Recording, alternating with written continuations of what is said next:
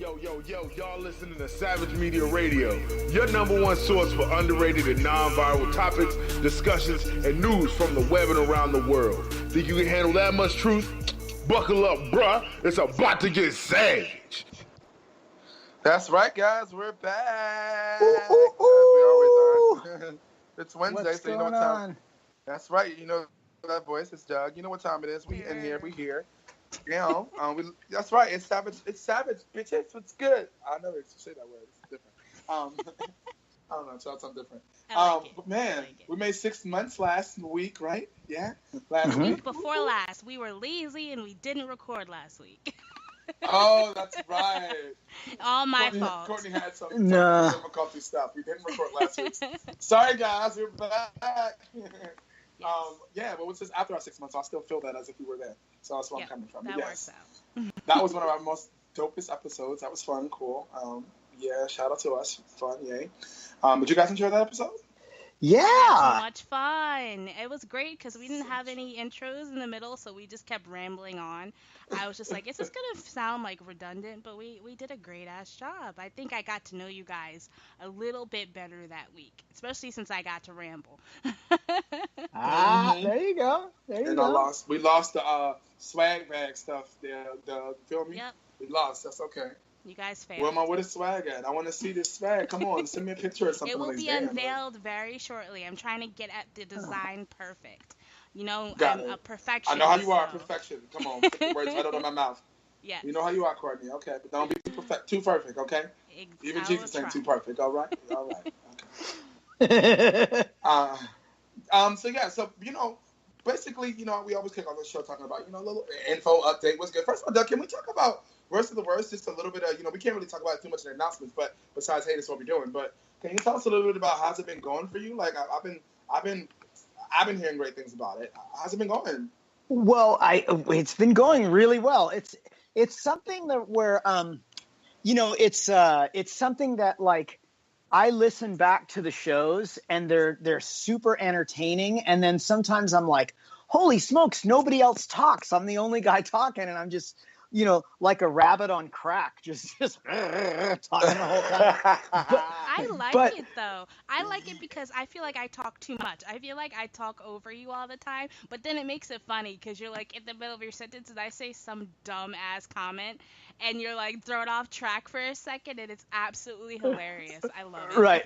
It's pretty it's pretty funny. So the format is like basically we watch the show, and then I don't know how, but we seem to have stumbled into a place where I take the show and I almost storyboard it. I talk it all the way down the line, like from the beginning to the credits, anything that I thought was strange. And then anybody that's guesting or on the show can just interrupt me at any time and just be like, whoa, did you see this or whatever? And sometimes we go off the trail a little bit and talk about different things, but the whole idea is like I'm kind of like rambling, and then anybody can just jump in and say anything they want. So it's a lot of fun. What's the feedback on what's the feedback out there in podcast land? Like what do the Savage people think? What's funny is I get a lot of movie requests. I think that they like the whole suspense of knowing what next week is. So I think that's like the biggest thing that they like, is that whole suspenseful thing. So kudos on actually like adding that into it, where you tell people at the end of the episode, because it keeps them listening. Right. But yeah, we've gotten a lot of movie requests. We've gotten a lot of funny feedback from our comments. We have a lot of people who are looking to possibly like be a guest. So it's a lot of good, fun, energetic feedback, a lot of interaction. So definitely good things, and so early, so that's a good sign. So good going, Doug. I love it. Thank you. Well, all I gotta say is thank you to everybody for checking it out. It's a ton of fun. And it's a blast, and I hope everybody in podcast land is feeling it. And don't forget, jump over to iTunes and give it a 5 stars and write a review. Doug's a crazy rabbit on crack, or whatever you want to say. About it, Doug? Yeah. Yeah. So first of all, people, if you're gonna do worst of the worst, it's awesome. First of all, I did it. I was on the first episode. Woo woo! Shout out to us. And on top of that, real talk, if you're gonna do worst of the worst, please watch the movie. Well, if you're gonna watch the movie, at least read the synopsis or something. to have Troy, some kind of knowledge of it, because repeat that. ladies and gentlemen, if you're going to be a guest on Worst of the Worst, just watch the damn movie. Or if you don't watch the movie, you can look it up online. They have so much like stuff about it. At least read some stuff about it, so you can bring something to the table. Because at the end of the day, Doug goes hard for it. He goes out of his way to make it happen. He watches these crappy ass movies and he makes it. You know, he has to first preview them. Come on. It was something he does, right? Sometimes I have to sit there and watch stupid movies and go through and then say, hey, you know what? Out of these 5, I'm gonna go with this one. You know, so come on. It's a lot of work. If you can do that, it is a lot of work. Well, I think like I love where you're going, Troy, and here's the way I kind of do it too. If you're going to be a guest on the show, you get to be a guest on the show, and if you rip it out of the park, you get asked back. If you don't watch the show, or you leave your mic on and you're crinkling paper in the background, or whatever it is that you're, shade. You know, I'm coming in hot. If that's where you're going, I'm adult enough to just be like, whatevs, but you never get the call back, which is that's kind of how I work. So let's say the Worst of the Worst podcast is an idea that came out of my head. Sometimes I have musical ideas. Sometimes I have podcast ideas. Here was one I remember way back. Courtney was like, well, you know, think about what you'd want to do for a show. And I thought about it, and this is what I wanted to do for a show, which was kind of like an interactive thing where everybody could check out a movie, comment. It's fun. It's light. There's banter. It's definitely falls in that film category, but I don't have a film background. I have a music background. So I'm kind of more as a fan looking at it and judging it that way. But now let's put on my professionalism hat for a minute. Just like with a band, with me, the way I work, I love everybody. And everybody gets a shot. But if you choke, I'm not going to call you back. And that's kind of the way it is. There's the A list, the B list, and the C list. Or the no call list. Or the no call list. What's that? I got to add something. So yeah, please. Also, if you would like to be, I guess, I don't know, chosen. I don't know. Are we choosing people to be part of the podcast, or it's just like, hey, I want to be part of next week? How do you do it, Doug? Do you choose people like handpick, or do they just say, hey, let me be on it next week, and you're like, okay, that's cool. No. I kind of have, well, here's what it is. I kind of have a little bit of a criteria. Gotcha. In that it's usually I'm picking people. The guests up to this point have been people that I'm picking from their other podcasts. Perfect. And I listen to their podcasts, and I know how fast they talk, how engaged they are, because again, it doesn't, to me, sometimes I'm like, I don't want to be the only guy in the room. That's fucking lame. Oh, so it's like the Doug Carry On show, right? Well, if I was going to do that, then it would just be the Doug show, and I just wouldn't invite anybody. Listen, this adds to my point, though. If you already have a podcast and you're brought on as a guest of our podcast, please treat it as your own. That means please be as professional as possible. Please be in a quiet, a space where it's not a lot of noise, not a lot of space, not spacious. You know how this works. So please treat it as if it's your own, and we will respect you like you respect us, and we'll invite you back, please, because we want our show to be just as crisp as anybody else's, and we want it to flow really well. So please, if you have a podcast and you would love to be considered for Worst of the Worst, make sure or any of our other podcasts, or any of our other podcasts, because we always like to get hosts. Make sure your shit is on point. We don't play, and we will let you know your shit is not on point. Just letting you know. Yeah. There we go. There you go. We want to give opportunities to everybody. Listen, guys, we are the people's platform. Well, that's previous stuff. But we overall, fuck it. Like, we give it to everyone. Like, we don't discriminate against anyone. We open the platform to everyone. Said it again. We don't discriminate against anyone. We open the platform to everyone. So with that being said, if this is something that you want to do, we want to make sure you're doing the right thing, too. Because we're not wasting our time. We've been doing this over 6 months. Yeah. And quality is key. You want to listen to a podcast where you got to, every 5 minutes or every couple seconds, it's, really inaudible, or the dog barking, and, the grandma coming and asking for stuff. Like, it's just too much. It loses interest. So, with that being said, Courtney, we only got 2 minutes to keep this one because we got to go. We got things to do. It's a podcast. When we talk about on the phone, we get caught up, y'all. We missed the whole weekend. Why are you saying it to me? Doug's Mr. Ramble. It's not me. You opened the can. You opened the can and then you wonder why there's worms inside. It's like fine. It's both of our faults. Joy.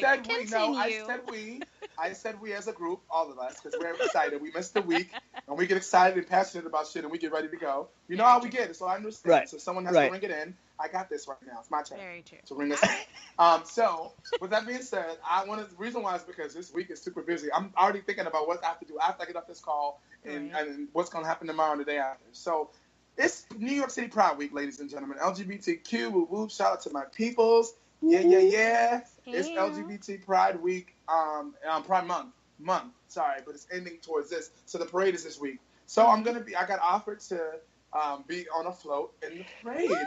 Wow. In the parade, Pride Parade in New York City, with one of the biggest prides in the world, on a float with Iconic Dance Project. So I'm excited.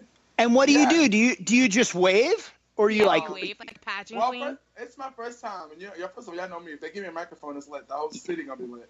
Right. I don't know how it really works. I know I have to submit it myself. I have to get my photo. I think a video to put together a presentation or something. I don't know how that works. It's my first one, so I really don't know. But I know we get to stay on the float, wave, talk, get off the float. They're dance teams. They're gonna be dancing. So if you know me, if they don't have a host, I'm taking over. Good for you. Run the streets of New York. So I'm excited. I've never really done a lot of LGBTQ things or pride things because I just came out. Like, no one knows that. I guess no one really knew. And so now that I've come out as pansexual, I can really talk about it and be about it and, get invited to these things. So I'm excited. Okay. So it's kind of like your first parade? My first, no, I've been in a parade numerous of times. I've actually had moments. Listen to this. I've had moments I shared with my grandmother. God rest her soul, Grandma Moody. I took her to the parade with me one year. I've been a couple times, maybe 4 or 5 times in my life. I took her with me once, and we got to share that moment with her, me and my cousin, EJ, and it was pretty cool and exciting. And I'll never forget that because she was down to earth. She was really cool. Once she found, once I came out to her and my cousin came out, we were able to share that with her, and she was ride or die. So we did whatever. Her, my grandma Jenny. Anybody knows me, that's my Puerto Rican grandma's Grandma Jenny. My black grandmother's Grandma Moody. Like, I'm black and Puerto Rican. Everybody knows me, knows that. And like, my grandparents are everything to me. God bless this. So they're a big part of who I am. So yes, I'm proud to be able to represent for being open with who I am. First of all, like I said before, how do you have a show called Free Yourself and you're not free? So I had to get myself together and free myself, and it was liberating. It felt really good, and it's been starting to open doors for me. So I'm excited. And because of that, I have so much stuff. Tomorrow, I'm gonna be performing 3 one-hour set shows. Wow! Make Music New York City. I got this is an event they have every year, and they invite artists to perform throughout a couple of different venues in New York City. Have artists performing all day, from morning to night. And you just go in as an artist and select venues, and they select you. Like, you select what you were interested in, and then they say yes or no. And so so I have my partner's going to open for me. He's also an artist, God's beloved. He's going to open up for me, so he's going to do open up every show we have. He's going to open, and I'm going to do my thing, and it's going to be a partnership dope here in Harlem. I booked them all right here in Harlem, where I'm from, and my first time doing it, so I'm excited. It's the first time doing all this in one day, so much in one day. But I'm excited. And then last but not least, on top of that, Saturday is a big show. So trying so hard. I premiered my single and video. I premiered it single release back in January 19th of last year. And so this year I am going back to perform now, my first time with my live band for the first time. So with the band, I didn't even have a band. Everything is just like happening so fast. So this much Saturday. Progress. Yes, the 23rd at 11 p.m. Troy Weeks and G Groove are going to be rocking out. It's my first live show. It's our first live show as a band. Like, we do live shows all the time, but it's an open jam. We invite people up. But it's our first show as a band. So we're excited. We got a lot of great things planned. So that's me in a nutshell for the next few days. You guys, thank you, Courtney. That's awesome. Any of you guys in New York, New Jersey, Connecticut want to come through, I'm gonna be out and about doing all kind of pride events for the next couple of days, starting tomorrow. About all access pass, VIP, to be chilling out and about. So I'll be out and about doing things. So let's get it, guys. And Coco, girl, we got some amazing things going on tied up together. But yes, I need you to just let the people know what's going on. We had an event this weekend. Coco, I'm dropping it to you. Let's get it. Oh, it's over to me? Okay, cool. Yeah. Let me start off real quick 'cause I know we're short on time. But first of all, I started a new business because you guys know I like to work with my hands. Don't make any funny jokes. You know what I mean. So I like to create things. So I went back to doing some wedding decorations, some craft projects, things like that. And I noticed people really took a liking to the stuff I made. I made several centerpieces and things like that. So I'm trying to get that up and going. But you know me, I like to stay productive. So I was like, what other thing can I use my skills for while I'm waiting to get some clientele for selling my decorations or my wedding decor, centerpieces, yada yada yada. Well, I thought of an idea that I had way back like years ago, which was basically a unique gifting service. Which would be like, how there's lame ass telegrams that come to people's doors and they're dressed up as chickens or a Cupid or some bullshit like that.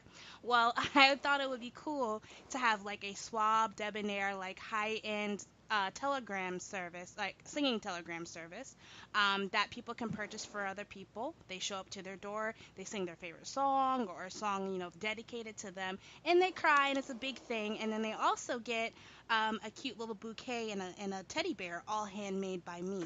So that is kind of where I tied that in my whole skills into another business. Not only that, we're actually offering things like surprise makeovers and bed and breakfasts. So just unique gifts all together. And it's called Honeygrams, HUNNI grams, like Honeygrams of cereal. So, and it's pretty cool. It's just basically singing telegrams and unique gifts. So that's another business that I have going. So we have Eastern Elite Event Decor, which is my event decor, and then we have Honeygrams, which is a unique gifting service. So both me and Troy are kind of like putting our brains together and creating all these, creative projects and just kind of like, I don't know, I guess using each other for good. And I love it. So that's kind of what's been going on with us, but we have some really awesome things going on. So over the past weekend, we actually had a bridal shower of it was my sister-in-law's best friend. She's getting married. Yep. And her bridal shower. Emily Vegas, let's shout out. She's getting married in July. Her beautiful bridal shower was over this past weekend on Saturday, I'm sorry. So Saturday, Troy actually came and he sang for her. So we were able to get a lot of promotional material from that. And the Honeygrams, our business, yeah. Yeah, exactly. So it worked out, and she cried, and everybody was happy. It was beautiful. We truly dedicated to her. She is a wonderful person. Her family is amazing. Her family took us in while we were at the bridal shower. We felt like we were family and partied it up. VIP. It was great. We were VIP. Hey. It was amazing. It was super good. Yeah, hey, Courtney, Carlos is here too. Carlos is here, guys. Carlos, what's going on? Are you in? Are you in? Yeah, I'm here. Hey, are you driving that red Benz? Yeah, I'm on my way home. I'm almost home. Okay. Get to the house. All right, we'll wait till you get to the house. Right on time. So Courtney and Troy, mm-hmm. would you like to hear a neighbor Doug suggestion? Yes. Regarding your new venture? So okay, excited. so I'm gonna go a little bit because this is what we're here to do. We're here to talk about it, and other people in the zeros and ones, you hear about it. So here's what I'm thinking. I would love for the two of you to put your heads together and think about how you could do almost like a mobile jewelry setup. So when you go to a bridal shower, they all make their own jewelry and it's takeaway gifts. Then, okay, I know, Courtney, where you're going. Then what I'd love for you to do is, because people really love arts and crafts, mm-hmm. okay, they love arts and crafts and they love making things, whether they want to make something for grandma, whether they want to make something for their husband, whether all the girls want to get together and make something because it's like girls' night out, whether the guys want to get together instead of playing poker, they want to get together and they want to make something for their wives.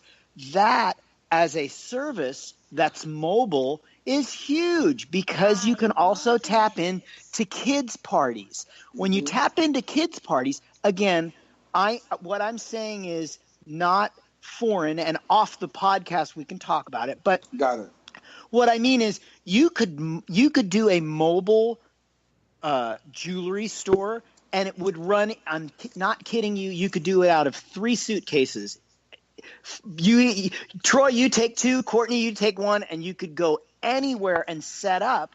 and people could make their own arts and crafts on the spot. They pay a fee. It could be something that's like employee parties can do stuff like that.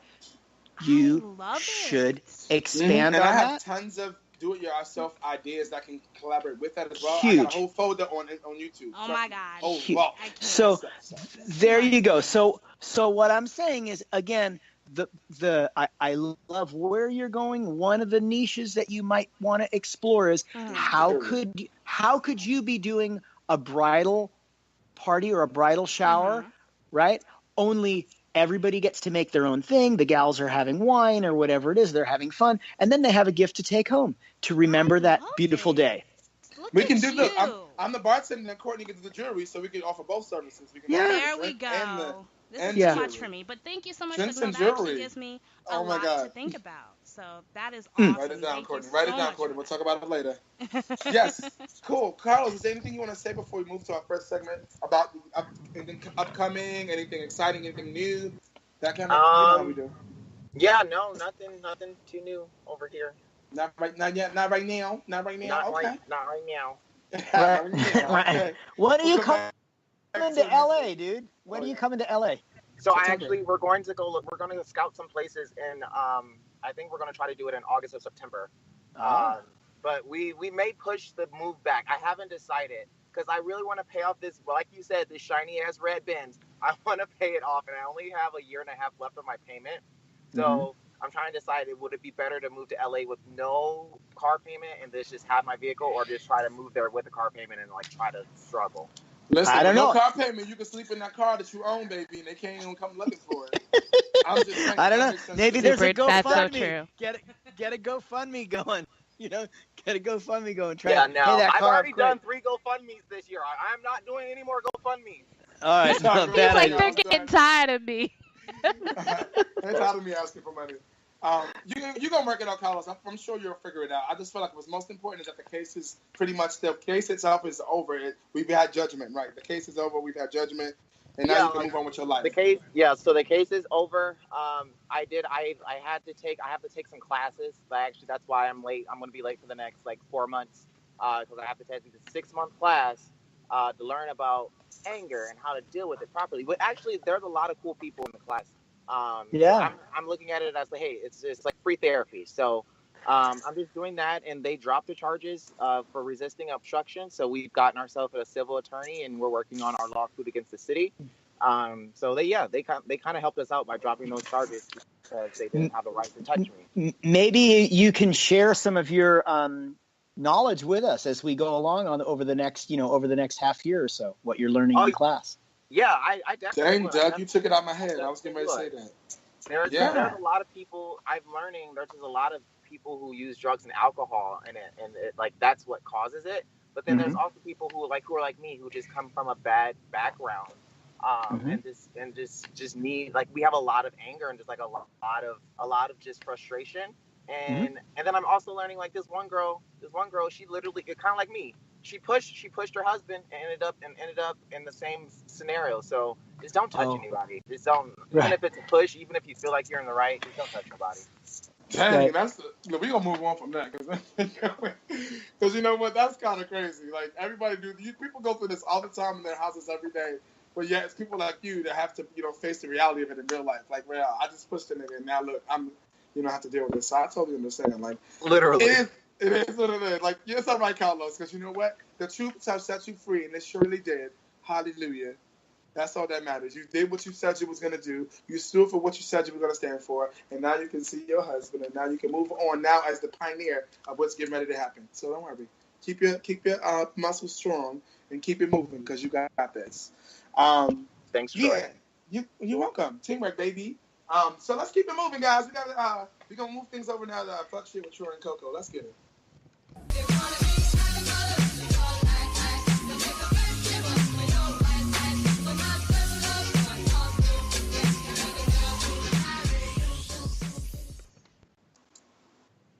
Yeah, I had to sip tea before we get started. Dang, well, that intro felt amazing, did it not? I'm sorry, I don't know if it was just me.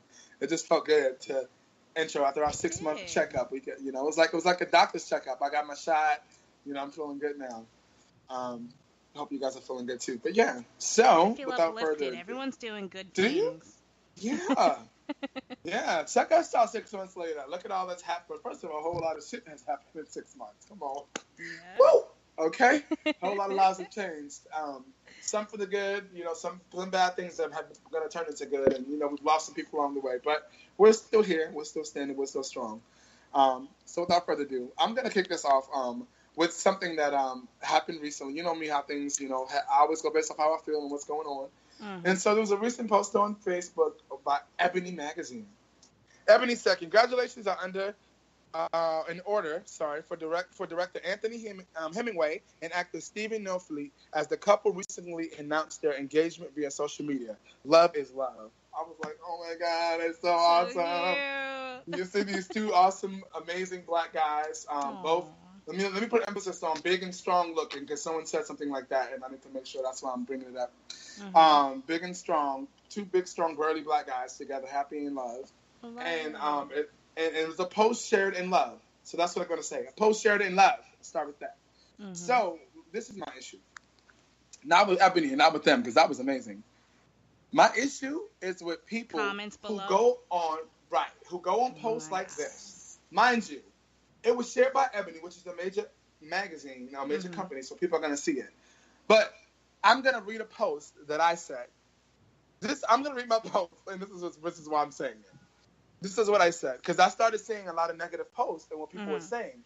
And I'm like, wow, it's kind of funny, because nowhere in the comments did they ask you what you think. It never asked you what your opinion was. So, this is what I said. I find it funny how people talk so much smack about what they see in this photo, whereas they could have done one of two things. Block the person posting it to not see it anymore, or the post thereof, or just swipe past it and not say anything. Last time I checked, the caption didn't ask you what you thought of it. Congratulate people for their accomplishments, love, journey, etc. Or don't say nothing at all. You have a choice. Because honestly, no one wants to hear your negative ass opinions anyway. We deal with enough negativity in the world on a daily basis. This is why your negative ass is up here typing. You don't have nothing nice to say, then don't say nothing at all. Or go build a brand off of it and get a check. Boss up or shut up. This is what I said. I love it. Because I'm like, I don't have a problem with people saying how they feel about it. Was mostly some of it was like that, oh God, this and that. I don't have a problem with that. I'm a Christian. I love God too. But I'm going to fight for God all day, every day, because I believe in God too. But I believe in the God that created me and who I am did not create me to go to hell because of who I love and who I am. So I can care less about what people. It's your own it's up to God to judge. And last time I checked, He don't live on earth, so I ain't worried. But what makes me tight is that you can do what you want to do and say what you want to say, people. I'm not mad about that. It's social media, so they posted it publicly. Yeah, right? So it's cool. He posted it on social media, and that's where Ebony got it from. Granted, it's fine. But you can use your own social media that you're using to type this negative ass shit. Use your own social media to post whatever you want to post on your own goddamn social media that people on your page where people actually care about what you're saying. If they're following you, they must obviously care what you're saying. So go talk to the people who give a fuck. Troy? Because we don't. Yeah. I'm so happy that you said that you opened up with that line. Nobody asked you how you feel about this post.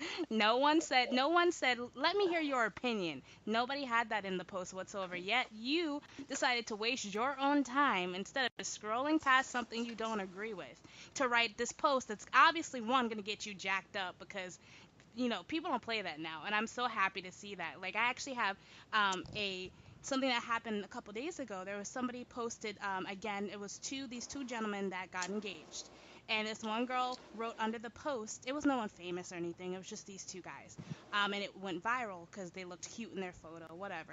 This one girl wrote under the post, God will cast judgment upon your life. She was like, God didn't make Adam and Steve, he made Adam and Eve, all that, all that stuff, all that rhetoric, whatever. BS, right. Which was okay, cool. But what I loved, and I actually hated at the same time, because, freedom of speech is one thing I hold dear, so I hate saying that I love this, but people went in on this girl. It wasn't like years ago when they'd be like, yeah, tell him, girl, you're right, God is the way, blah blah blah blah blah. No, they're like, how dare you come on here and spit this bigotry? Why don't you take this on your own page? No one needs this negativity. They look beautiful in the picture. It was meant to be positive. You could have just scrolled by. People went in on her, and that made me feel good because it just shows how much progression is happening and how much people would rather instead of like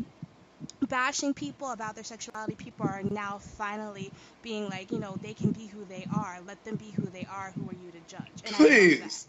I love Come on, that. girl. So I got to answer to that girl. So I'm not going to say the person's name. I answered him. So somebody responded under that. I'm not going to read what he wrote, because he tried to get all biblical and say all these biblical things. That doesn't matter. You can use the Bible all day, sir. But at the end of the day, you didn't answer what I said. I didn't say it was nothing wrong with you saying how you feel about the Bible and what the Bible says. I just said do it. So let me tell you what I responded to him. I'm not going to read what he said because it's pointless. It's the same shit that girl said. God said this and that, this and that. So this is what I said. He did mention something about that's why suicide or depression and suicide or something like that happens amongst the LGBT community. It's because God don't agree with it. So this is what I have to say to him. I will read what I said back. And that's to him. And that's to that other girl who said what she said, and that's to everybody out there who's using the word of God as a weapon as if they're better than anybody else. Yeah. Let's be clear.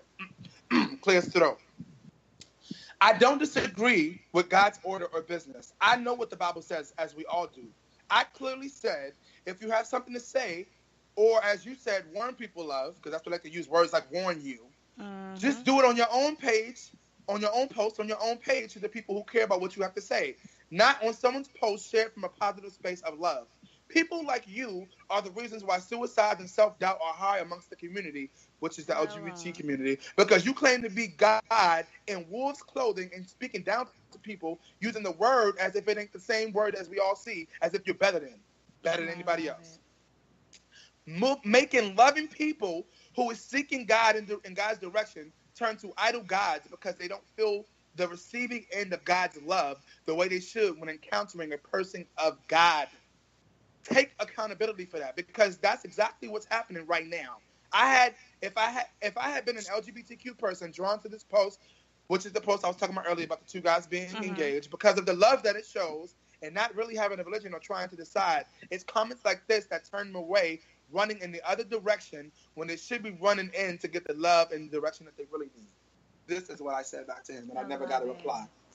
Stop running around out here being a Bible gangster, using the word of God to judge people, because, again, only God can judge. Yes.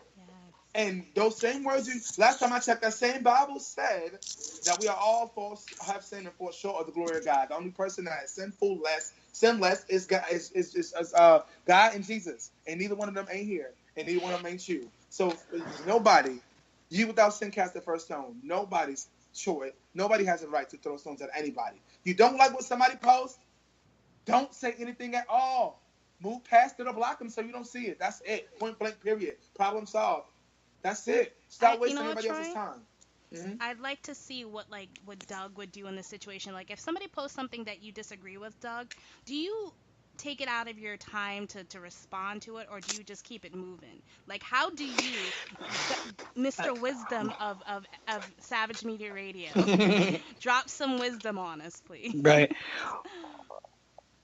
Okay. Well, I have two things to say. The first one is I move so fast past that stuff that it's just amazing to me that a news feed, I look at it like almost like water falling down, like a waterfall, okay? Yeah. And it's a news feed. Why would you cherry pick something out of that waterfall and have a hateful, negative, shitty comment? You are part of the problem when you do that.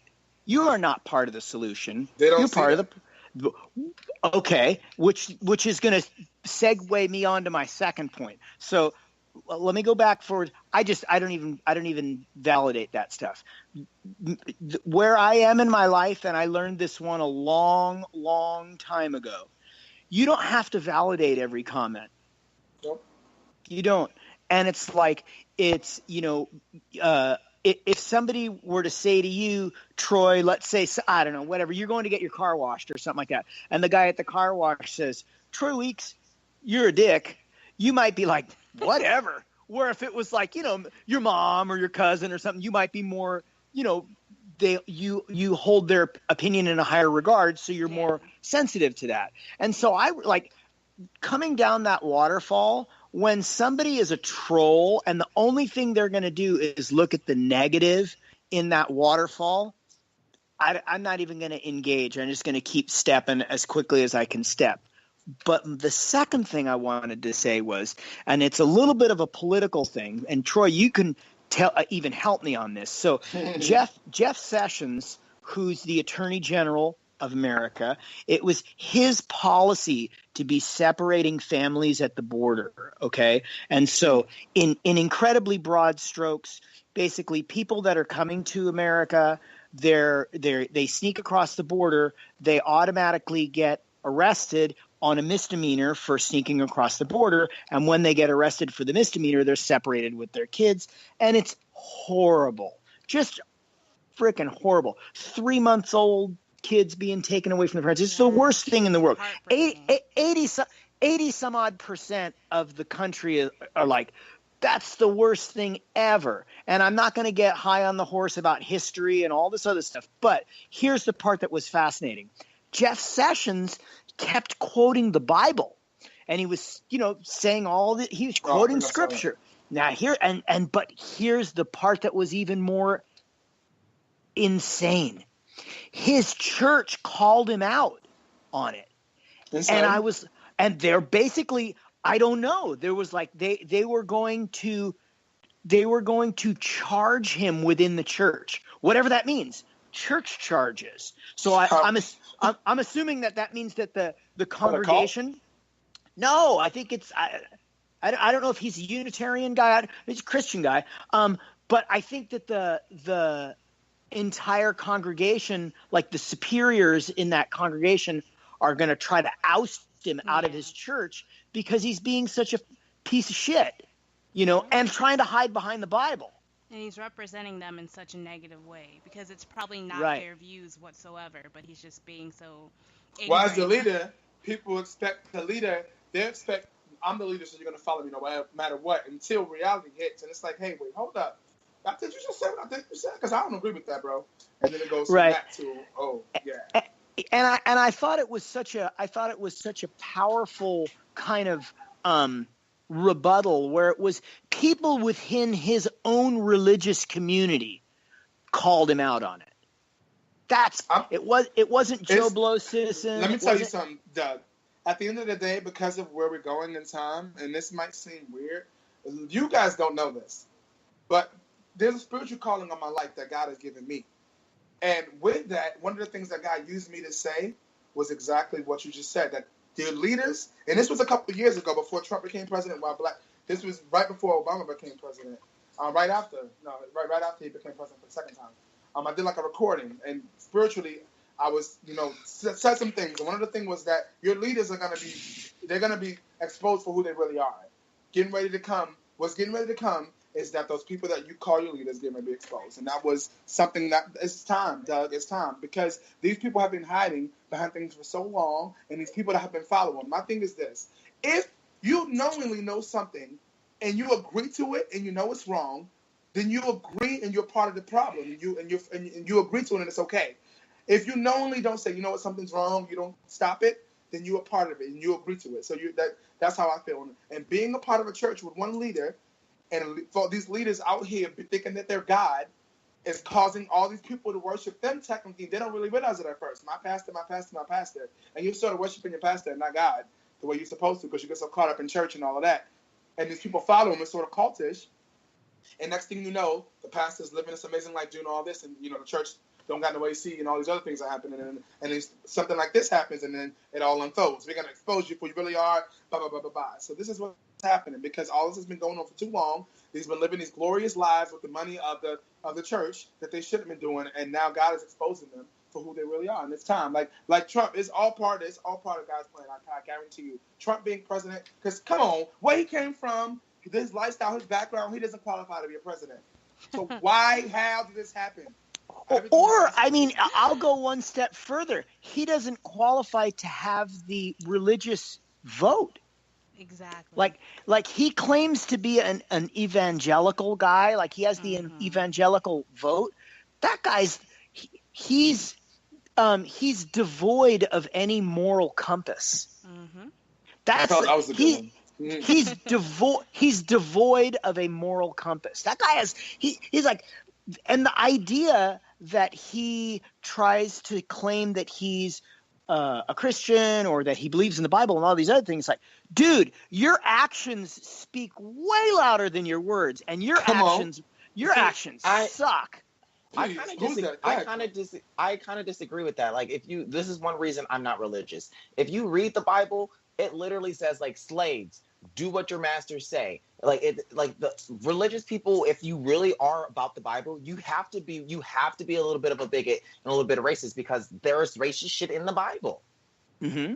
But it does talk about slaves and all those. It talks about other things too. But at the end of the day, it doesn't necessarily talk about it just being black slaves. Like anybody, if you had money, you can own slaves. So it's all about what you perceive from it. It's all part, like it's all stories that tell one big story. So it makes people, people tend to take this story and that story and use it against people, which makes people say, I don't want to, forget the Bible because it says this and says that, but people do this and do that. Like, I get where you're coming from, and this is why we always end up back here in the same place, because certain stories are taken out of context for what people want them to believe. And this is why certain pastors who were against gay for so long, gay, the Bible says, well, those were still the same pastors sleeping with people in the church, but it was still the same pastors getting drunk and getting crazy. Like, it's such a hypocritical thing. But if you focus on being centered, self-centered. I go to church not because of the pastor, not because of the church. I go because, yes, the Bible says we have to touch and agree with other Christians in fellowship, but because of the experiences in life that God has brought me through. I know where I was, and I know that because of me praying to God and me believing in the faith that God has given me,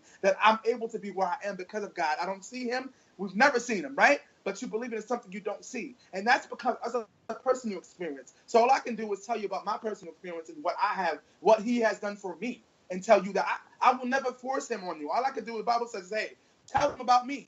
Tell him about Jesus' love. But you don't have to force it on him because it's a choice. You make that choice. So that's a choice we all make. But I hate that what people have done with the Bible, the Word of God, have taken it and used it for their own good, and have used it as a dagger and a knife and changed it up so construedly that it's completely confused us all. Look at this, so that's why you have to focus on self. You have to find what's best for you. So I don't doubt anybody that says I have no religion, I'm atheist, I'm whatever. Right. It's all a choice. We each have our own choice. So hey, to each his own. And Carlos, and to your point, Carlos, I agree with you. And what I'm and you maybe organized religion and the Bible isn't for you, and I 300% respect that. My contention is with somebody that's hiding behind the Bible. They're saying that they believe in this book, and their actions are completely different. That's what really rubs me the wrong. Very, very, very, like, I respect Troy where you're coming from, and Carlos, I respect where you're coming from. Where Donald Trump's coming from, where Jeff Sessions is coming from, I do not respect, because what they're doing is they're hiding. They're saying, I believe in this book, and yet they have completely inhumane, unacceptable behavior toward mankind. And that's just wrong. That's wrong. That's not more than wrong. That's just, it shows you actions speak louder than words. That's why that whole phrase was created. At the end of the day, you can say whatever you want, but grab him by the pussy, all of that stuff that you're telling me, how you show, how you go back and forth with people on public social media is crazy. As a leader, what leader in his right mind? Why would I look up to you when all I have to do is go to your Twitter and look at the things you say? You have no respect for yourself, because if you had self-respect, you wouldn't even do that. If you had self-respect, with the power you have, you would call them in the office and say, let me talk to you. Call them on the phone, say, hey, what's up? That's what a real boss would do. That's what a real president would do, not hide behind Twitter and the Bible and all these other things. So, no, I don't support that. Troy? In conclusion to the whole feel of what we're talking about, which was basically how people are so ignorant to the fact that they can literally just swipe and the issue that's making them aggravated or something that they don't agree with can just literally go away in one swipe, but they choose to anger themselves and belittle themselves and say something negative under someone's post that they have no business commenting under. What I want to say to you is keep being the voice for people who wish they could say the things that you said to that guy, because there needs to be more of that. There needs to be more trolls of trolls. So please definitely like continue doing what you did. Speak out against things, speak out for things, and with more people like that and more people that are that voice, it'll just be 10 times better. And we'll keep seeing that progression that I said I'm so proud of. So thank you for being that voice for people, because I know there's a lot of people who wish that they could, talk back to this guy, but they just don't, they don't have it in them. So because you're bold and because you have this passion, which we all can hear, because we know this is a very passionate topic, we all can hear it. So keep being you on air and in social media, because we need more people like that. Shout out to you guys. Thank you. For sure. Yeah. Thank you. I appreciate it. I support everyone. Like I love what we have, and that's why I love us all being here, because we are different sides of everything, and we are the voice for the people out there in different ways. We represent people in all different ways. So that's what's up, and I will continue. Like I said, this was a dream come true, even being here and having a platform to do this, and so I will continue to do that. And that's why I like to go with how I feel versus being so structured, because sometimes the weeks change, things happen. Today, tomorrow, things change, and so it's important to be current, and especially with our feelings and emotions, because we're not the only ones feeling those things. And so we're going to continue to do that, each and every week as we bring you the, what we feel, how we doing, and, we try to do our best to keep it savage. That's why we created it. So thank you guys for tuning in to Fuck Shit with Troy and Coco. We're going to move things over now to kick it over Carlos.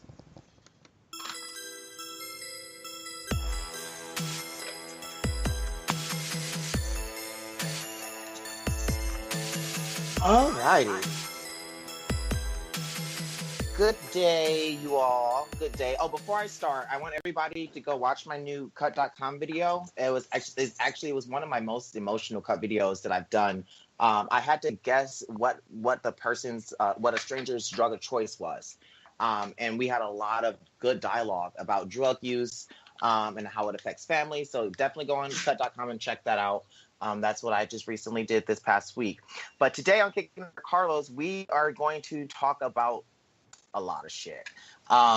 Just a lot of shit.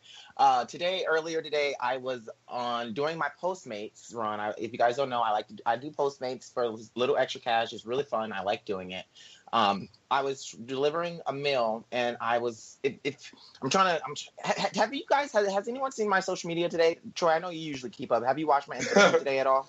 Not today. I only saw the post we had about tonight, but I didn't see anything else you posted.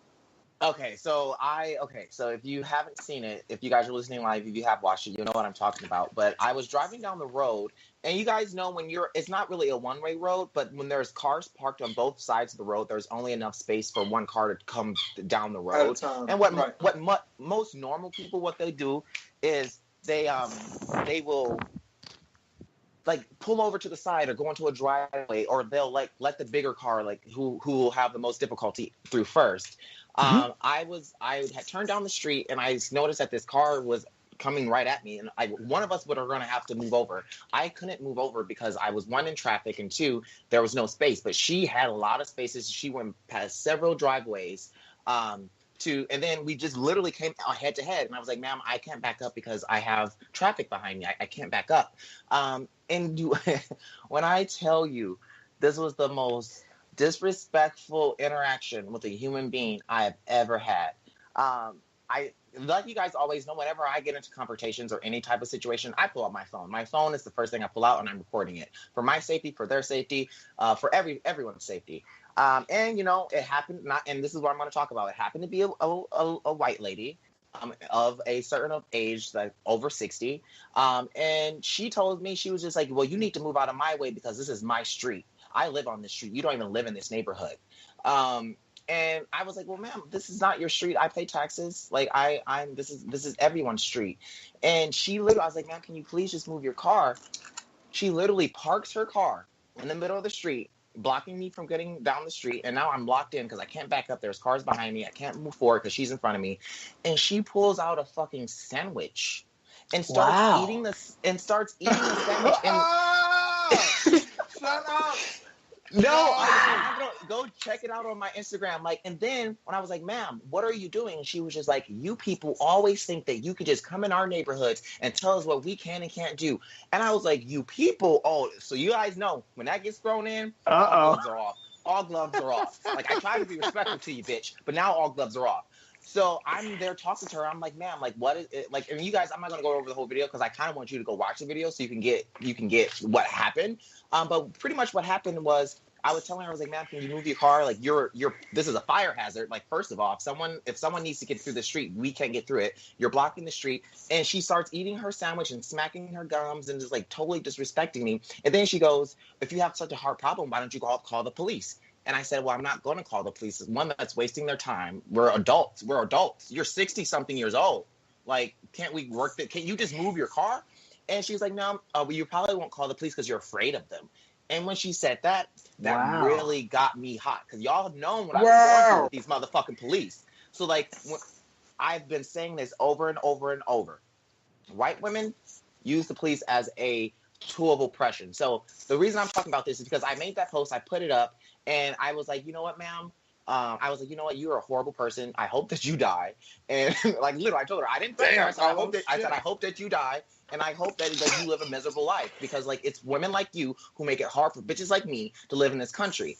And I had comments, and it kind of ties into your thing, Troy. There were people who just hopped on my post and were like, yeah, well, she was really mean and racist to you, but what you said about her dying is too far. I'm like, no, I don't think so. I really After don't what think you so. just went through with them almost ruining your whole life, baby. You lucky you said that. You didn't kill your own self.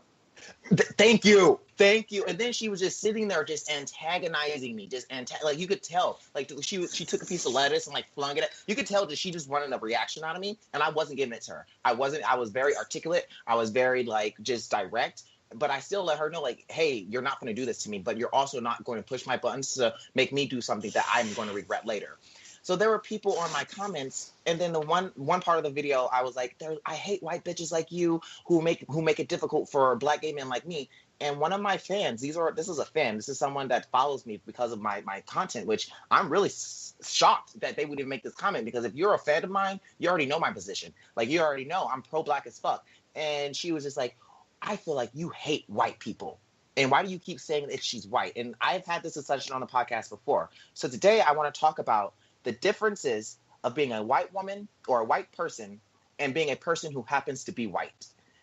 There's a huge, huge, huge difference. When you have white people, like our friend Doug, he's a person who happens to be white. He's not a white racist. He doesn't have a main racist bone in his body. He just happens to be white. And sometimes, like Doug has even said it, sometimes they think he's Latino. And then he even experienced some of this fucking racism in our country.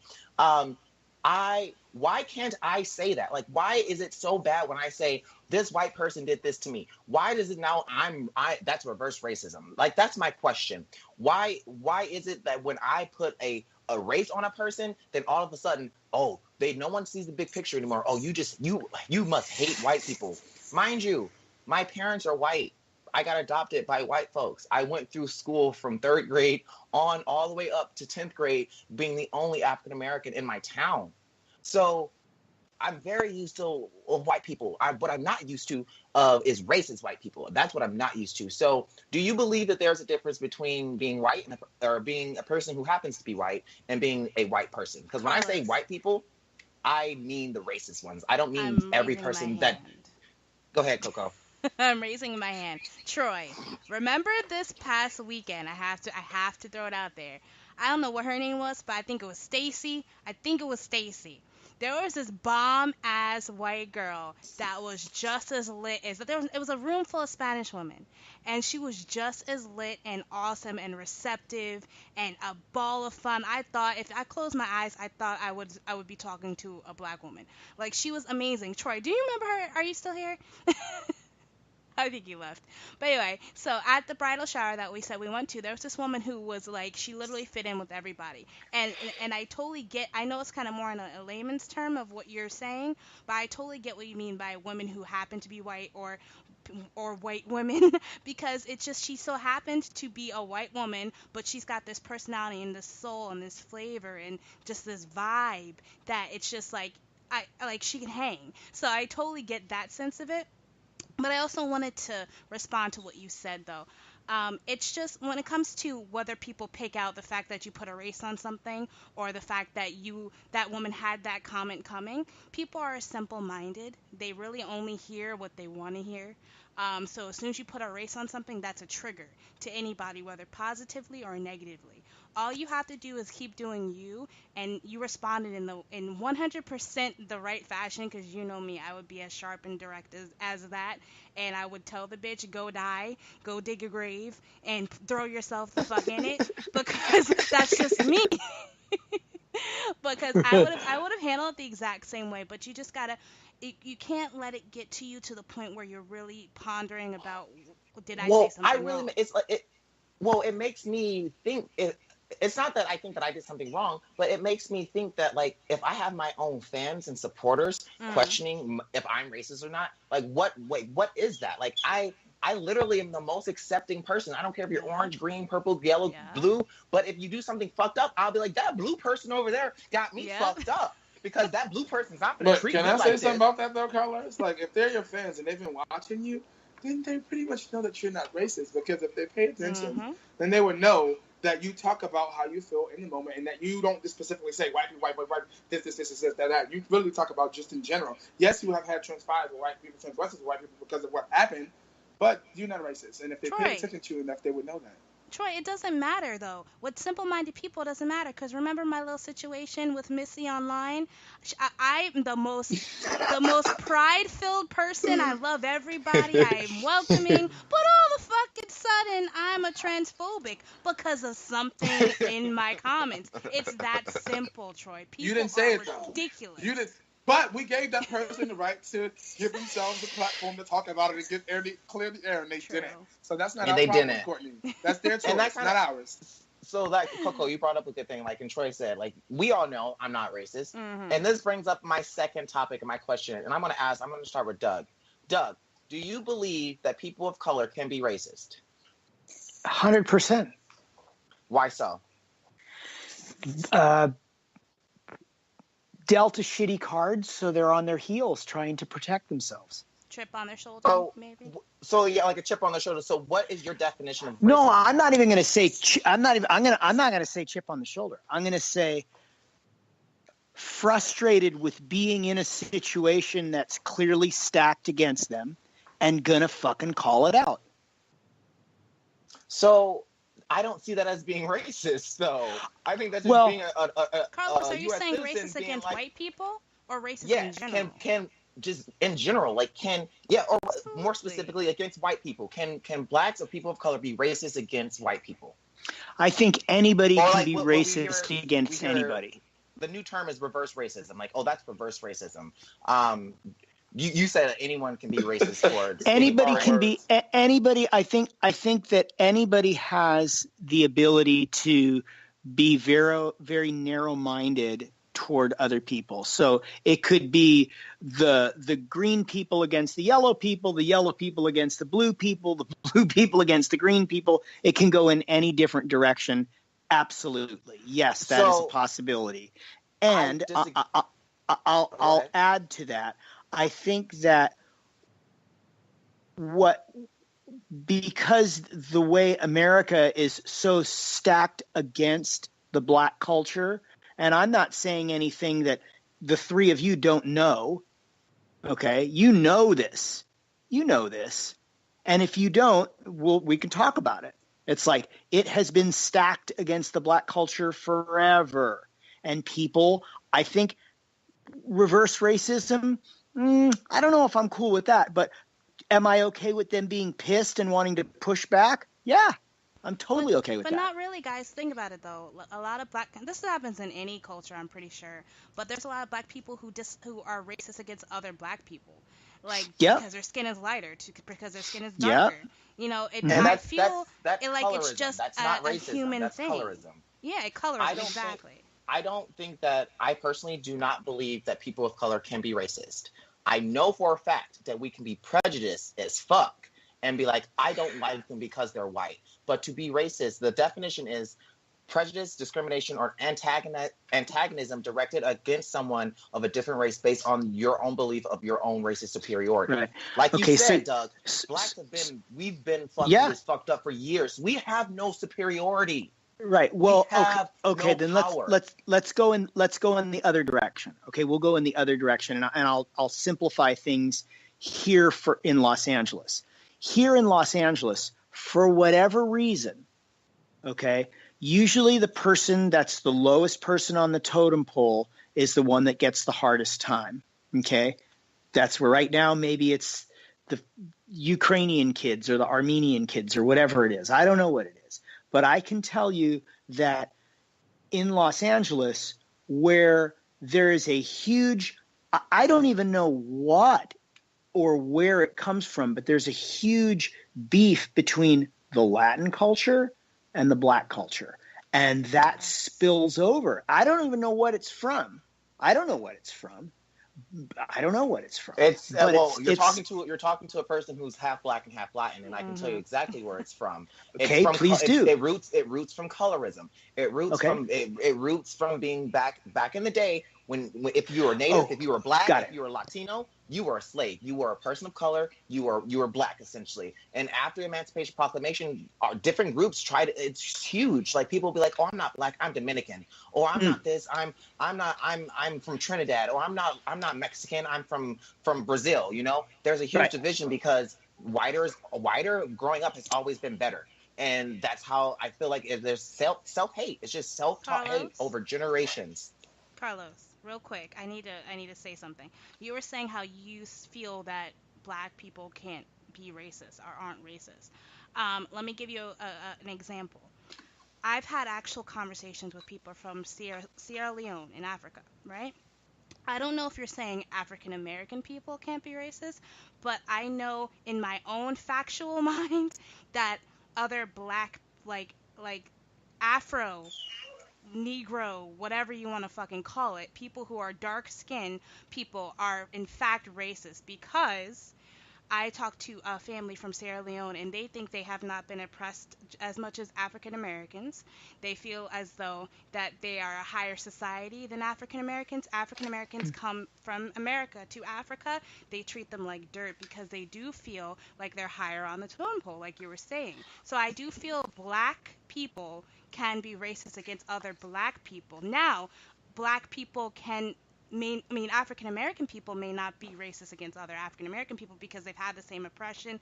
They've gone through the same. Their family history is similar, and they know the pain. But people who are from Africa, have stayed in Africa, have never left Africa, their roots are embedded in Africa, I feel like they've been racist against African Americans for a very long time. I know people who have come. I would agree with that. Are you? Because I have people who have come from Africa and have said, I don't want my daughter marrying an American black kid. I don't want to. Literally because they feel like they're lower, because they got captured, because they got brought over, because their family hasn't been in Africa for decades. There's one thing that you keep saying. Africans from Africa feel like they are in a position of power over us. So in that state of form, yes, if you feel like we've never been slaves, we've had families, we've had generational wealth, then yes, but that's what I'm saying. We as African Americans cannot be racist towards white Americans because we don't have any stature or anything in that over term, them. Yes. But you said can't be racist in general, so that's what I was. Okay, yeah, I would specify. Yeah, I guess I can't speak on. I'm not African, and I've never been to Africa. So my best friend's from Kenya, and she said the same thing. Like she married an African American, and like when we went to the wedding, like there was a lot of cultural differences, and her family wasn't really with it, and stuff like that. But I'm talking about Americans because that's what I am. I can only talk about what I experienced. So thank you for clarifying that for me. So maybe I should be more specific and say I don't believe that African Americans can be racist people. We can't. Now we can be prejudiced. we can be prejudiced. We can maybe not like Chinese people, or maybe not like Latino people, or maybe not like white people, but we can't be racist because we don't have any power to change their life. But they have the power to change our life. Very true. Very true. So yeah, that's kind of like that whole thing. Like, I feel like now in our just me personally, this is how I personally feel. I will always bring up race because it's something that's there. It's literally something that's there. And someone made a comment on my YouTube page, and they're like, well, you should just like, what if you stop talking about it, it'll go away. And I responded, like, if we stop talking about rape, it's not going to go away. If we stop talking about child abuse, it doesn't go away. It just hides it. Like, I feel like if the more people do talk about it, the more people are confrontational, but yet still respectful. Like, you don't have to be a bigot or an asshole when you're confronting people. But the dialogue is healthy, even if it's a bad situation. That's exactly what I want. That's literally, you just said it correctly. That this whole segment is healthy dialogue about race is really needed, and you need to talk about it every day. Absolutely. Because that's when it will change. That's when you start to have, like, if you don't talk about it, how does that person actually know? Like, that lady, hopefully after her exchange with me, that she will go home and think, like, maybe I was in the wrong. Like, maybe, because I think a lot of people who people call racist aren't racist at all. I think that they're just misguided, and they're really secluded from society, and like really just like small and narrow-minded, and don't actually realize what they're doing, what they're saying affects people's lives, you know? Like, it drives me so much insane. And then I had another comment on the video, and this was another fan of mine. She said, she was like, how did that lady put your life in danger by threatening to call the police? And that's another thing. I'm like, have you been living under a rock? Like, Sacramento, you can't be in your grandma's backyard with your cell phone without getting 20 holes blown into you. Like, have you not, you can sell cigarettes on the side of the street and end up choked out. Like, you don't have to literally do anything as a black man to end up fucking dead when the police are involved. You don't have to do anything. All that has to be done is that one phone call that'll change that person's life forever. So I want people just to realize that. And this kind of goes back into Troy's thing. Like, don't comment if you don't know. And if you are interested, why don't you DM that person or ask a question on the comment, but don't just give your 2 cents and just leave it there, because you never know how that's going to affect a person. Troy, you've been quiet this whole time. I'm here. I was listening. I was taking care of something else as I was doing this. Because I know your mouth run a million miles a minute. But no, I think I just want to end with, like, just leave, just cohabitate. That's like literally all I want to do. Is I just want to cohabitate. I just want to go throughout my day without having being called the N-word, without having a lady get mad at me because I didn't hold the door for her. Like, I just want to cohabitate. And I think that that's all that we can strive for right now with our current administration, is just, can we just live together and just like get through this, you know? That's kind of sad. You know, Carlos, I think that it's going to be a longer road, and maybe that's something by the time you're my age, you'll take inventory and you'll be like, wow, things are a lot better. But here's what I do believe. I do believe that the bulk of Americans are a lot more open-minded than ever. And I think that you're still going to have some people that are really just warped in their thought process, and I don't know if you're going to ever be able to change them, and I'm hoping that they will eventually just, nature will run its course and the circle of life, and they'll pass on. But I do believe that there are more people coming up that are exposed to more things that are Carlos, you brought something to my attention, which is something that I've been noticing, but I'll give you the nod in that, a lot of times when I'm watching movies, for the podcast, I notice how many people, what the ratio is. I notice what the ratio is. I get it. And I am at a spot in my life where I know 25 years from now, it'll be even better than where we are right now. And that's what I'm keeping my eyes focused on, is for that people will make the right decision, that people will be more embracing of other people, their religious backgrounds, their cultural backgrounds, their sexual identity, whatever it is. I believe we're on that path. It's going to be a bumpy road. It's not going to be. It's not going to happen tomorrow. It's going to be a bumpy road. One thing, and I totally agree with you, and I think it's perfect. Is what I hear the Spirit saying is this, Carlos, is that you as a boss, as the leader that you are, you have to connect with leaders in this time that we're living in. Connect with leaders that look like them, that have like mind like you, that connect with you, that are on the same page with you, because that's how you make a change. Because they won't listen to you, but they'll listen to someone that they connect with on their own way. And that's how you make change. You connect with someone who's on the same page with you that look like them, that they can resemble. Because at the end of the day, ain't no way in hell you're going to send no white girl, no white man, or white woman to no all black school and tell them about living in the hood. You're just not going to do it. So I think it's starting with people who resemble. And that's how I've been able to make change in these young people's lives that's from the hood and ain't had much. Because I'm one of those kids that grew up not having and coming from the hood. So I'm able to get back to them in that way. And they relate to me. And they listen because they relate. Because I agree with both of you. Doug, you hit one thing on the head. You said that about time I'm your age, like maybe 20, 30 years, I know things will be different because we have technology. Like, that's why I do cut.com and I do the social experiments, because kids are watching and kids are learning. Mm-hmm. And I think that that's what's going to save our country is the internet. It's the ability to express yourself and to learn and get knowledge of how other people live their lives. Like you said, time is just going to have to run its course. In the last, like, if you just think about it, like, these people who are 70, 80 years old, their parents were, like, literally walking around in like, KKK uniforms. So we have to wait a little bit. It's going to have to take a generation or two. And I think that my generation, like the millennials who were born in the 90s, we started it.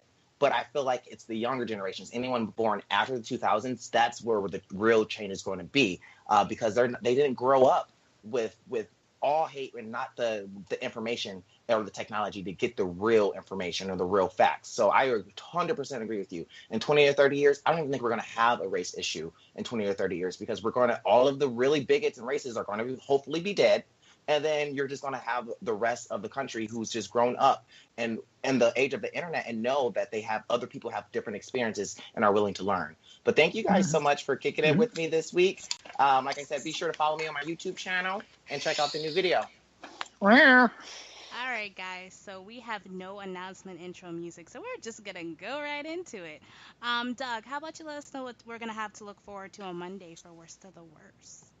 Okay, well, I don't have the movie bump tag in front of me, but we are going to be we are going to be tackling a film from 1973 starring Fred Williamson called Black Caesar, which is about this young boy that was crippled by a corrupt cop, and then he rises to be the kingpin of Harlem. So Black Caesar is what we're going to be watching from 1973. I can't freaking wait. I love it. That's what's going on Worst of the Worst. Awesome. That's what's Real going quick on in there. The chat. We got Crystal, our girl. She said, hi, everybody. So everybody. Hey, Crystal. Hey, girl. She also says she's going to Pride, so you guys will probably see each other, Troy. So Crystal, yes, I'm gonna be on the float. Crystal, I'm gonna text you, girl.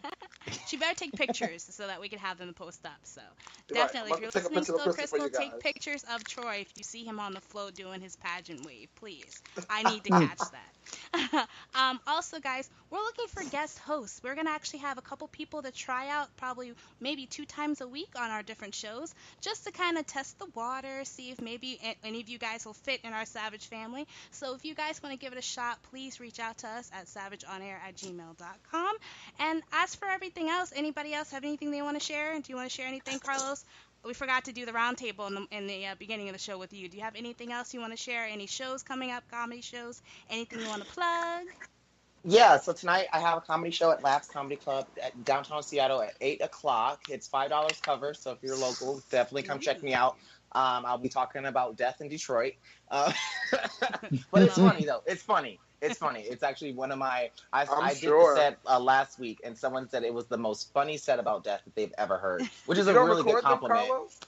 I try to record them, and I do put them on my YouTube page. Yeah, I do. I recorded it on my audio on my phone. The only 2 times I've done it, but it would be great to have it, like to listen back. Even if you don't have video, Record on your phone, audio. Okay, that's a good idea. I'm gonna try to record more, but I like to give out like really good content, so I have to be perfect at a you set don't like before it I'll being post in it. the moment. I get you. I'm the same way. Yeah, like I'm a perfectionist. yeah, I'm like this has to it has to be perfect. Yeah, so I'll try But to you can record take stuff it from maybe. it, good stuff from Yeah, it. You might say something that's good at a moment, and you'll miss it That's because you true. recorded. If you get any But footage, we'll definitely pop it up though, so that people can, support you and give you a shout out. Other than that, Chris and I we're planning a vacation. Yay. So we go to Canada for a week because I need to get out of the United States. And just like we haven't seen each other. We still haven't seen each other. We're waiting for the official like the courts. They just take forever to actually drop all the stuff. So we have to just wait for the piece of mail that says that we can officially see each other now. And then once we get that, then we'll just go on our vacation and then entertain you guys. He's been wanting. I know that he's said that he's want to get on the podcast. You and I actually, Coco, have to do the husband's show on Road Trip Friday. So that's actually one of my first things I want to do is do our husband's show. That's just keep up with me, and thank you guys for all your support. Like, I just want to reiterate that. Like, I know I was joking about the GoFundMe's and stuff, but this year has really been trying, and without y'all's support and the support of our just the Savage family, and that's everyone that listens and comments and everything, like, I really appreciate it, and like from the bottom of my heart. Thank you, sweetheart. Well, great hearing from you, Carlos. Also, just wanted to say, please, if you listen live, please hit us up in the chat. We love the communication. We love keeping the conversation going. And please follow us on iTunes. We are new to iTunes. We need you. We need 5 stars if you can. If you're feeling generous, I mean, just out of the goodness of your heart, give us 5 stars on iTunes, and we will reward you in more fun content and definitely a whole bunch more laughs. So please hit us up on iTunes. You can find us at Savage Media Radio on iTunes. All right, so I'm just going to go into my segment. I have a little intro for it, not like a musical intro, but I wanted to give a shout out to Maxwell Stature. I want to say it's Stature. Maxwell, if you're out there, please hit us in the chat and tell me I'm saying your name wrong. But Maxwell actually gave me the idea for this week's game that I'm going to torture you guys with. So, the name of the game is One Hit Wonders. Now, it's going to be a little janky because the studio wouldn't allow me to import the tracks into the studio for some reason. I'm not too sure. So I'm going to be using my phone to the best of my ability. So try not to laugh at me. It's going to be a little janky, but the way it works is I'm going to play a track for each of you guys. You guys are going to each take turns, and it's going to go down the list like always. And I'm going to play a clip from a song by a one-hit wonder. So it'll be a song that, either was popular or maybe wasn't that too popular, but either way, the person never made music again. So that's our central theme. So that'll kind of give you kind of a little bit of a narrowing down. So the person at the end of the game, the person who has the most points at the end of the game is going to be the reigning champion of One Hit Wonders. We have no cool prize this week. It was kind of off the cuff. It's okay. You guys will forgive me. So I'm going to start off with Carlos. Because Carlos usually sneaks out on the game, so I want to catch him while I can. So I'm gonna play a little bit of a song, and you have to tell me not only the name of the song but the artist. So it's gonna be a little bit harder. It's Maxwell's rules, not mine. He told me That's I could okay. say that. All right, guys. So Carlos, are you ready? I'm no good. Yep. You're good. Okay. I'm gonna turn this up.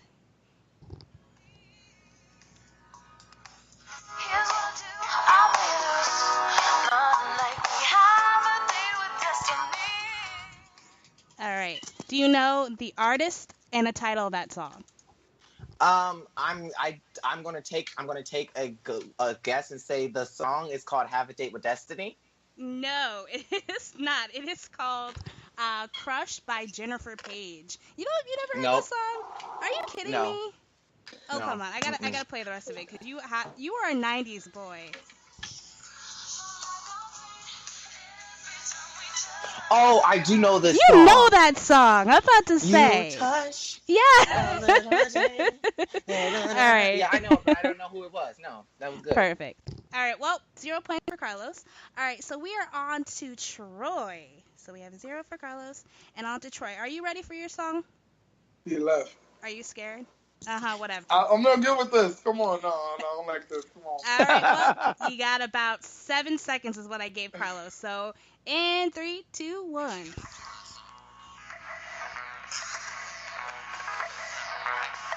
They're not talking.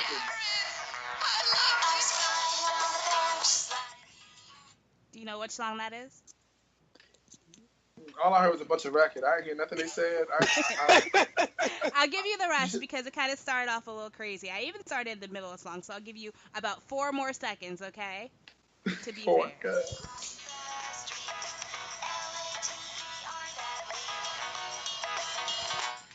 All right, you're done. Do you know what song that is? I'm gonna say it's super popular. I'm gonna say not in my book. I don't know it. I don't even. I wouldn't. You guys are awful. What? You're hurting me. I know Doug's gonna bring it. Doug's gonna bring it. I know he is. It's actually it's "Steal My Sunshine" by a group called Lynn. How do you not? I gotta listen. I'm playing the rest of this fucking song so you guys can see your failure. Hold on. There we go.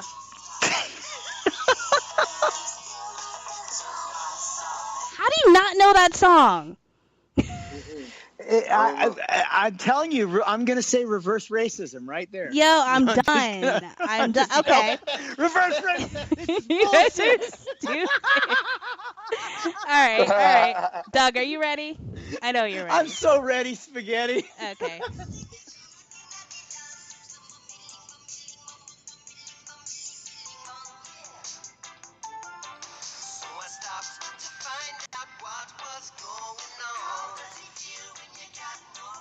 Okay. What song is that? So the song's called Pass the Dutchie, and it's originally done by a band called Musical Youth from England. Bringing it. I'm done. But I can't tell if that version was theirs because of the audio or a recopy of it, but definitely Pass the Dutchie, definitely by a band called Musical Youth. You got it right. Look at Doug creaming y'all. You get 5 points each, by the way. Forgot to mention that. All right, hold on. Because y'all making me mad. Let me find this song. Doug should know it. He was 30 when these songs came out. Oh, he's coming for you. He is coming for you. I can't. Okay. All right, fine. Ageism. Ageism. I have some songs for you guys, but you guys are breaking my heart. You guys are retarded. He just hates old people.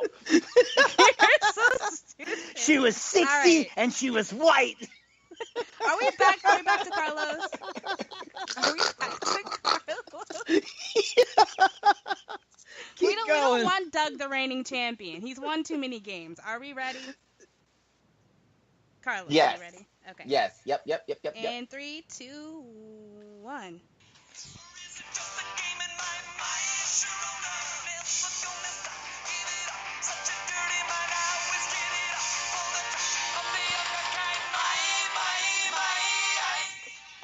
What song is that? I know that one. That was My Sharona by the Net. I just saw the message, Doug. First of all, because you guys are fucking stupid, thinking I wouldn't see that. Because I'm always on my shit. I'm taking the 5 points away because this bitch want to cheat. So we're back at 0. 0 for everybody. Next fucking song. Here's the thing, Coco. I didn't see that. I didn't see that. I just looked it up on Google. So. Don't matter. It don't matter. Blame Doug. Blame him. That's right. No soup Everybody for anybody. Goes no down. soup. See, no, look. See, just like white folks, just always making it harder for us blacks. Everybody goes down. All right, we're on Detroit, right? Yep. Okay. This one might be a little bit easier. We'll see. You ready? 3. I guess so. 1.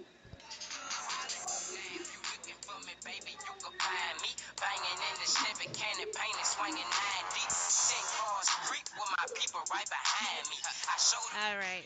What song is that? I need the hook of these songs to be able to know. Like, I know that sounds like Tinky, or sounds like Tinky. Nope. Snatching you. Want to try one more time?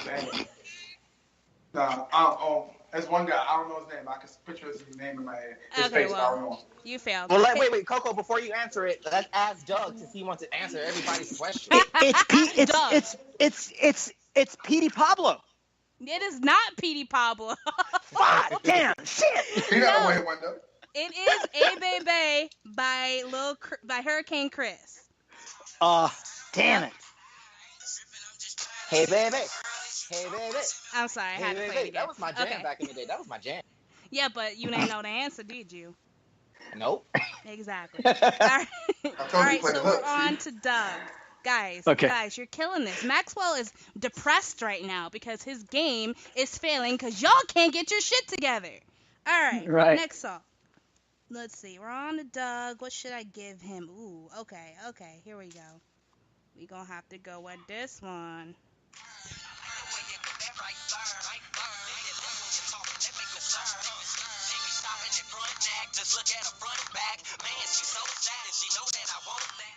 All right, what song is that, Doug?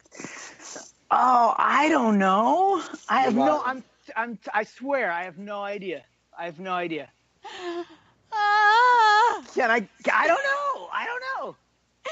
Okay, Troy, do you want to tell him what song that is? Was that Chingy right there? Yeah. That was Chingy right there. Oh, Chingy. All right, whatever. Next question. Actually, no. Yeah, the next question is whoever gets anything right next wins, basically, because y'all fucking suck and you're all at 0. So this is hard. How is it hard? Oh, Maxwell, if you're listening, hey man, I am so sorry. I have an old brain. I don't have one of these millennial brains. I'm old. Doug, boy, I played. You know how many 1980s songs I just played? Anyway. Okay. I was gonna say something really bad, but let's just keep it moving. Anyway, Maxwell, if you're listening, honey, I'm so sorry that they're failing you. I'm so sorry. All right, so this is going to. Are we back at Carlos? I think, right? Yep. Okay, here we go.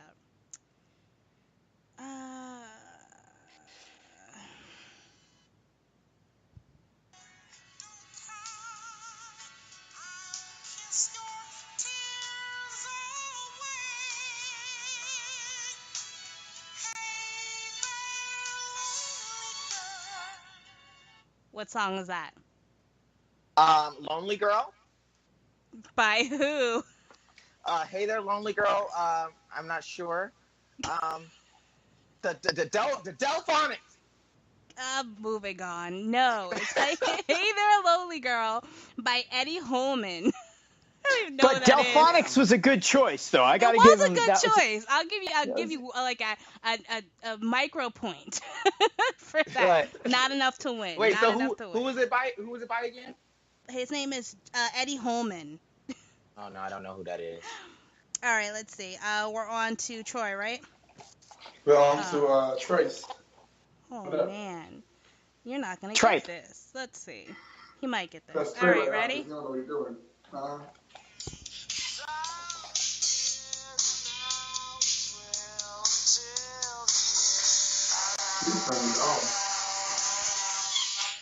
right, who is that? And what's the song? I've heard that before, but I wouldn't be able to guess. I'm not gonna lie. I'm not gonna go there. I'm not gonna try to make it up and say it was He's so stressed. Is that song? Somebody is that song? That's the one that won that? Yes, it's actually the original. It was Smells Like Teen Spirit by Hit Company and Masters or something like that. I don't know. I guess that's before. Nirvana also did. Exactly, I was gonna say. I think that's before Nirvana, which is actually I love that fucking song. By the way. And then also the Red Hot Chili Peppers do that song too. Why do you think I said turn it off? It was hurting my ears. Wait, what?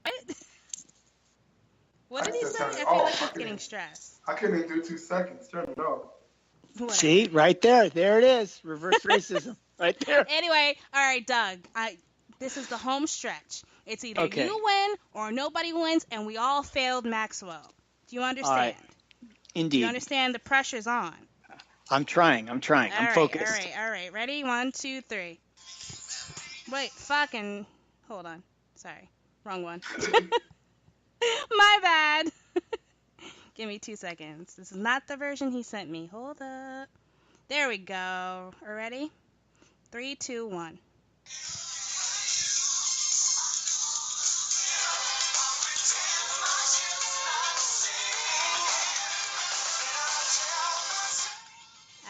What song is that, Doug?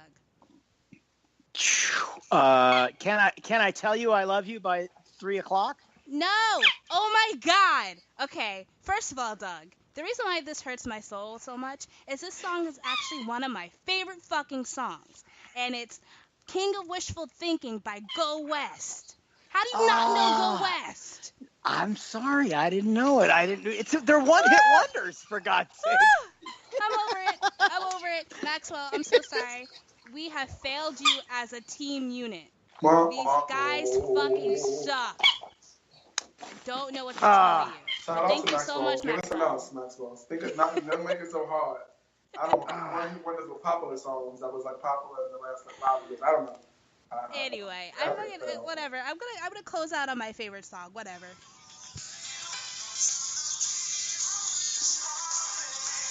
Doug, take it still. All right. Here we go.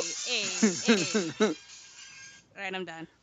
All right, cool. I love it. Hey, buddy, what's going on here? Mr. Doug Karen from Los Angeles, California.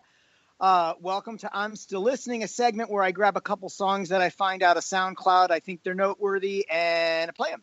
So, first track is an artist called Limitless out of the UK. The song's called Lightspeed. And if you like dancing, now's your chance. Play that thing.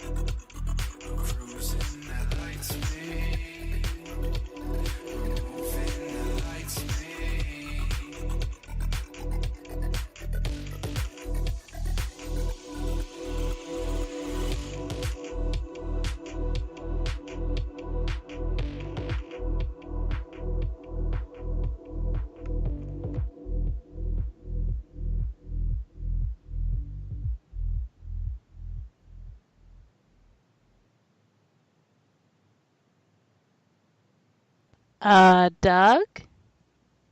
Hello? Doug said fuck it. He said This fuck is it. Doug Carey down here. He's down. Hello. Hello. Listening. Coming soon to a theater near you. All right, I'm going to try to be Doug. Ready? All right, guys. From the interwebs, we have another song called Deep End. You're going to love them. Play it. Yeah, that's crazy. Doug, where you at, Doug? Yo, I was right here. My mic was on mute because I was dancing. you were that caught up in your microphone. Yeah. At their time. All right. So sorry. All right, cool. Hey, here's a song by Lexi Pantera and Rod James. It's called Deep End. It's going out to Brandon. Brandon, where are you? We miss you. Here's a song for you, buddy.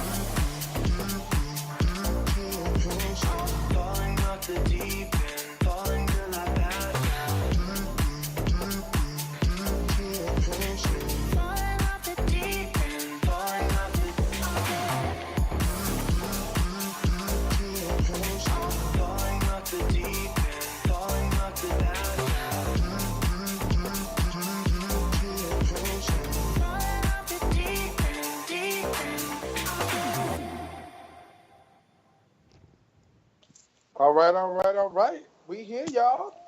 Thank you, Doug. Still listening with Doug Carey on. That was amazing. Still here, Doug? Are you? I'm still here. Oh, yeah. No, I'm here. Not, I am a great replacement.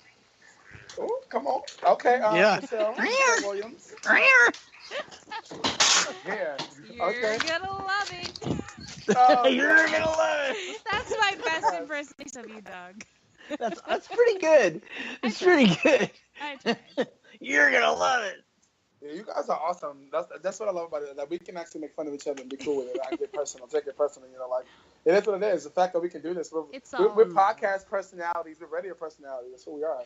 Yeah. So which is cool. And which reminds me on the way out that, you know, I'm working on some connections with radio. We're going to be teaming up with the radio organizer boss like Courtney is. Yeah. And you're going to now be hearing us on radio too. So guys, that you guys didn't know that.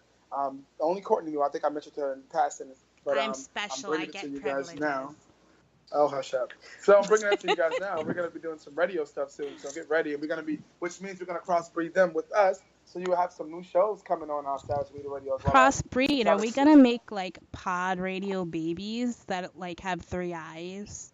We're gonna make pod radio a lane that we can make our own and be able to make award ceremonies and all that. That's get the more best awards and all dignified. that shit. Yeah, come on, let's do it right. Come on. So we're gonna be crossing together our bossness together and making it happen. So stay tuned. Cross-pollinating the bosses together to make it happen. So stay tuned, guys. So for Doug and Carlos and Brandon, the Savage team, we get ready to be on radio, and for the other, until we make it official, I won't say no names. Into the radio, we're getting ready to cross over to joining the team. Let's make it happen, y'all. This is Savage Media Radio Wednesday night. Happen. Making it happen. And don't forget, this week, guys, tomorrow for New York, I have 3 shows tomorrow. I told you guys earlier I'm going to be performing 3 1-hour sets, opening by my boy God's Beloved.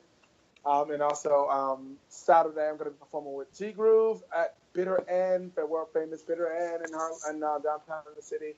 And then Sunday, I'm going to be on the float in the Pride Parade. So a lot of great things this week, guys. So Savage Media Radio, we doing big things, y'all. Stay tuned, stay focused, stay what's up.